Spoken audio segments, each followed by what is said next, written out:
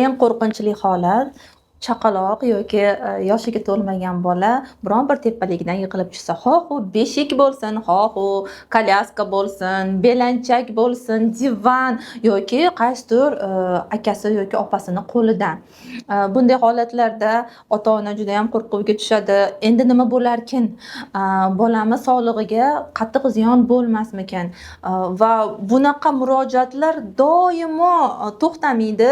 Endi nima qilay? Onalar qaltirab qoladi, yig'idan o'zini to'xtata olmaydi. Kimga olib boray? Erim bilsa yoki qaynanam bilsa o'ldiradi. Shuning uchun bu mavzuni bugun sizlarga tushuntirib bermoqchiman. Bolalar agar yoshiga to'lmagan yoki 2 yoshga to'lmagan holatda, ayniqsa chaqaloqlar biron bir teparoq joydan yiqilib tushsa nima bo'ladi va biz nima qilishimiz kerak eng asosiysi? Xo'p, eng asosiy agar bolajon u bu joydan yiqilib tushgan bo'lsa, birinchi bilib oladigan narsamiz o'sha tepalik qanchalik. Ya'ni agarda bola o'zini bo'yidan baland bo'lmagan joydan yiqilib tushsa, hoynahoy foiz yuqoriroq ehtimol bilan bolaga hech narsa qilmaydi. Agar o'zini bo'yidan balandroq joydan yiqilib tushsa, unda xavf yuqoriroq. Ikkinchi e'tibor berishimiz kerak bo'lgan narsa, bola yiqilganda qanday yuzaga yiqildi. U gilom ustiga tushdimi, pol ustiga, kafel ustiga, asfalt ustiga, g'isht ustiga, qanday yuzaga yiqildi. Ba'zida ko'rpachani ustiga tushishi mumkin yoki gilomingiz qalinmi, qalin emasmi, yuqaroqmi, shunga qaraymiz. Demak, birinchi aniqlaydigan narsamiz qanaqa balandligidan yiqildi va o'zini bo'yidan baland bo'lmasa, bu unaqa xavfli emas, xudo xohlasa. Ikkinchisi, qanday yuzaga yiqildi, qattiq yumshoqligiga qaraymiz va uchinchisi, qayeri bilan yiqildi. Boshi bilan tushdi, yuzi bilan, yonboshlab tushdi, qo'li bilan, oyog'i bilan va hokazo. Albatta, odatda bolalar boshi bilan tushadi. Nega? Chunki chaqaloq bu katta insonning 10% kserokopiyasi emas. Agarda biz chaqaloqni kattalarni darajasigacha uzaytirib proporsiyalarni tenglashtiradigan bo'lsak, aslida katta inson, ulg'aygan insonning boshi uni tanasining eng kichikroq joyini tashkil qiladi, tanasi esa ko'proq foizini tashkil qiladi. Chaqaloqlarda esa unday emas. Chaqaloqlarda tanasini ancha buncha qismini aynan boshi tashkil qiladi va eng og'ir joylaridan bittasi ham aslida boshi bo'ladi. Shuning uchun ham e'tibor bersangiz, bolalar asosan boshi bilan yiqiladi. Xo'p, endi tanasini qaysi yeri bilan yiqilishini tushunib oldik. Bu boshi bo'lishi mumkin, qo'li, yuzi, oyog'i va hokazo. Demak, qachon xavfli bo'ladi? Ya'ni bola yiqilgandan keyin o'sha yiqilgan, taxminiy yiqilgan joyini ko'zdan kechiramiz. Siz bola yiqilganini ko'rgan bo'lishingiz mumkin. Ya'ni bu sizni ko'zingizni oldida amalga oshishi mumkin. Ba'zida siz sezmay qolasiz. Ya'ni bola uxlayotgandi. Misol uchun xonangizda uxlayotgandi, bir yaxshi uxlaydi bolangiz, hattoki hali dumalashni ham bilmas edi.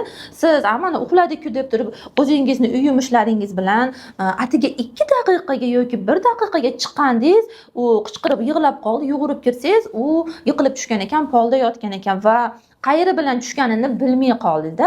Shuning uchun albatta taxminiy, ya'ni siz bolani yiqilgan holatida ko'rganingizda qaysi holatda yotganidan kelib chiqib, u qanaqa yuzadan yiqilganidan kelib chiqib, o'zingiz taxminiy butun tanasini ko'zdan kechirasiz va agarda o'sha jarohat bor bo'lsa, o'sha jarohatni qanchalar kuchlilik darajasini ham ko'zdan kechirishimiz kerak.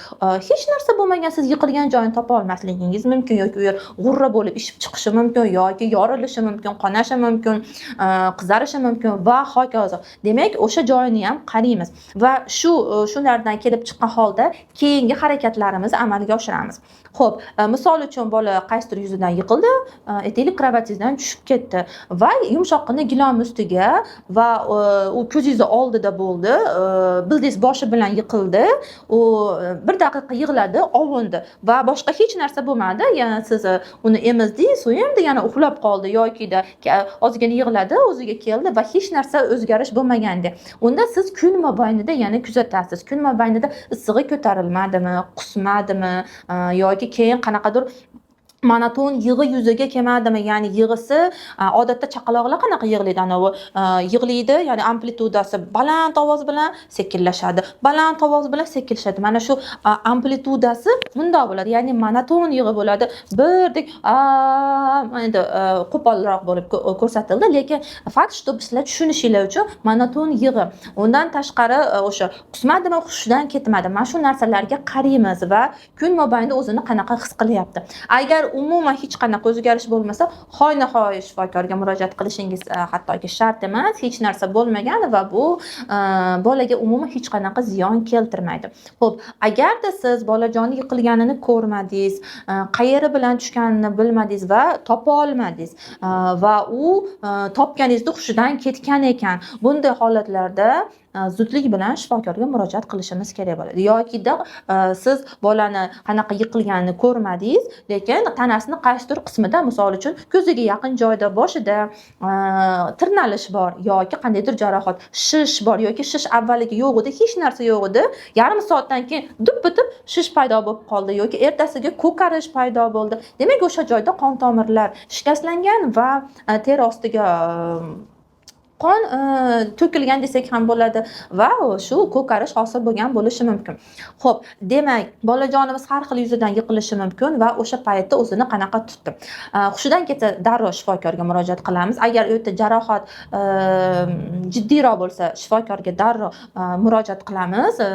Ba'zi holatlarda bolalar kafelni ustiga tushib ketadi. Shunday holatlar bo'lgan. O'zimni tajribamda onalar murojaat qiladi, deyarli har kuni yiqilib tushdi.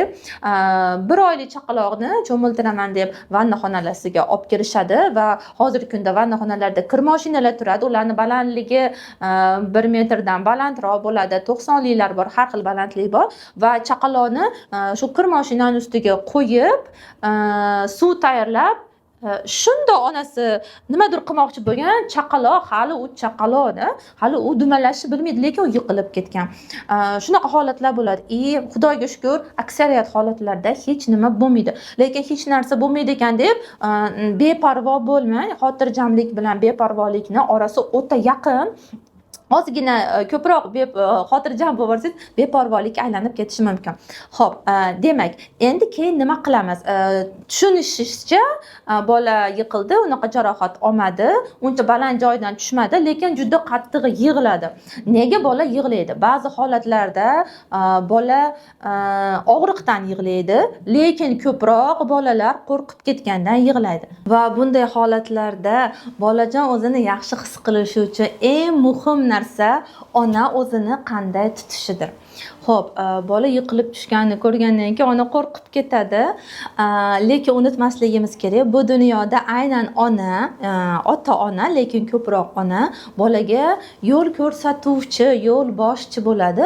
Bola esa uni orqasidan yetaklanib ketadi va bola o'zi qo'rqib ketganida, u balkim oldin hech ham yiqilmagandir, umrida birinchi marta yiqilishidir va o'zi qo'rqib turgan paytda uni ustiga joni og'ridi.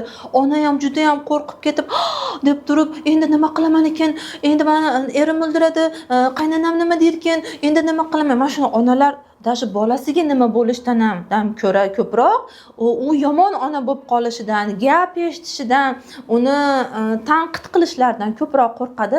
Mana shunaqa qo'rquv yuz ifodasi bilan bolaga murojaat qilsa, bola yana ham ko'proq qo'rqishni boshlaydi. Ne to narsa bo'ldi ekanda deb va uni holati faqat yomonlashadi. Shuning uchun bu paytda boya aytib o'tganimdek, biz birinchi navbatda bola qanaqa balandlikdan yiqilganini ko'zdan kechirasiz, ikkinchi navbatda qanaqa yuzaga yiqilganini ko'zdan kechirasiz, bolani tanasini ko'zdan kechirasiz, jarohat bor yo'qligini aniqlaysiz va maksimal darajada o'zingizni qo'lga olib xotirjam bo'lishga harakat qilasiz. Ya'ni sizda miyangizda qandaydir reja bo'ladi. Bolam, xo'p, tushundim, shunaqa bo'ldi. Mana fakt, bola yiqildi. Xo'p, endi nima qilaman?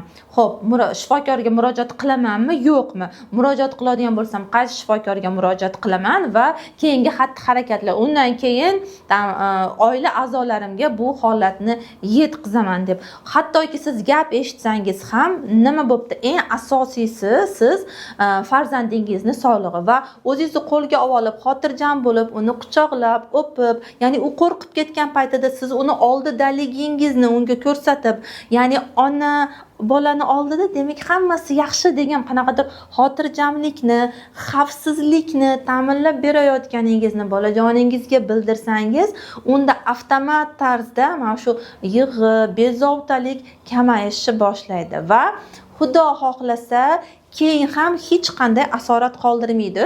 Albatta agar hech qanday jarohat olmagan bo'lsa. Endi agarda qandaydir jarohati bor bo'lsa, siz oila a'zolaringizni chaqirasiz.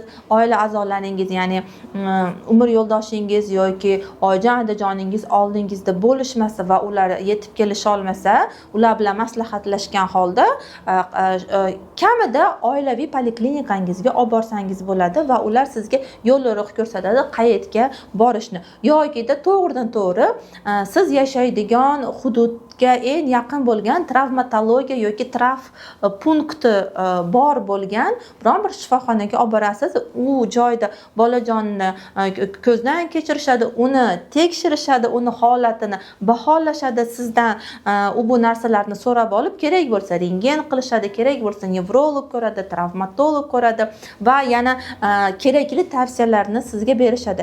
Lekin baribir nima bo'lgan taqdirda ham bola jarohat olsa ham, olmasa ham eng asosiysi bu siz o'zingizni bola yiqilganidan boshlab qanday tutishingiz va qanday his qilishingiz. Qo'rquv albatta bo'ladi. Mingta xayol albatta bo'ladi.